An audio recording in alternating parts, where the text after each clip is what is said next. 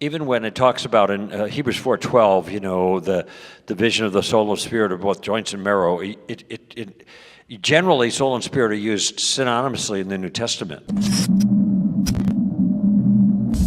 Yeah, so I have a question that probably has been going on for 4,000 years, long debate, but in Eric's breakout session, I just kind of thought, man, this would be a cool question. So how do you guys differentiate the soul, spirit, and heart? Because obviously in the Hebrew, even the Hebrews debated it. You know, you had ruach, which is spirit, you had lavav, which is heart, and then you had nefesh, which is the soul. So, I mean, how would you guys differentiate that? And, you know, how can we as Christians, when we read Scripture, how could we look at those as individuals? Or do you think the Jews were trying to communicate that, hey, this is actually all kind of the same thing?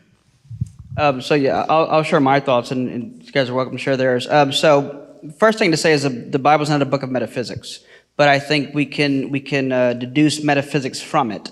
I would hold to a view known as substance dualism. Now, when some people hear that, they have a knee jerk and say, "Oh, so you don't believe in spirit?"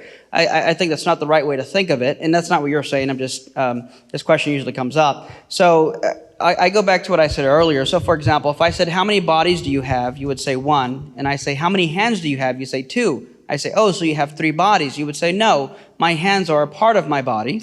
In a similar way, though not exactly analogous, I would say you are a soul, and there's different faculties of the soul. One of the faculties of your soul is spirit, but it's not a separate substance from your soul. Because if I were to ask you, how do you taste? You would say, I taste by way of my taste buds, but it's not an either or, it's you through a faculty of your tongue.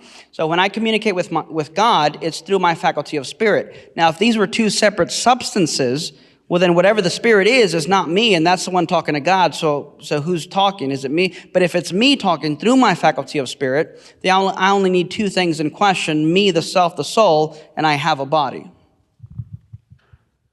Even when it talks about in Hebrews 4:12, you know, the division of the soul and spirit of both joints and marrow, generally soul and spirit are used synonymously in the New Testament, okay? But there it seems like, is that a distinction? Well, joints and marrow are still part of your body, your physical body, you know? It's not separate bodies. They just do different things. Okay, and so I think it's in that sense, say in Hebrews 4:12, that the distinction is made, not a new substance, because then you got a problem. Where is yourself?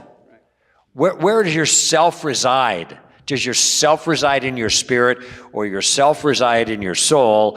And then you got this body that gets attached, or it's gone, or whatever. And there's a lot of confusion. I actually don't think there's need for it if you treat them synonymously, and also in the sense too that the distinction is sometimes between capacities, the way that Eric was just describing. And I think, I didn't hear the whole thing that you said, Eric, but I think there was an intimation that sometimes when you split these things up, you run into significant theological problems, okay? And so probably the best way to think of it is the human being is a twofold creature, or has a dualistic nature. It's got a physical part and a non-physical or immaterial part. The Scripture calls that immaterial part either a soul or a spirit, generally either one, and it has multitude of capacities, and part of that capacity is to have relationship with God, and that is the unique role of the spiritual aspect of being human.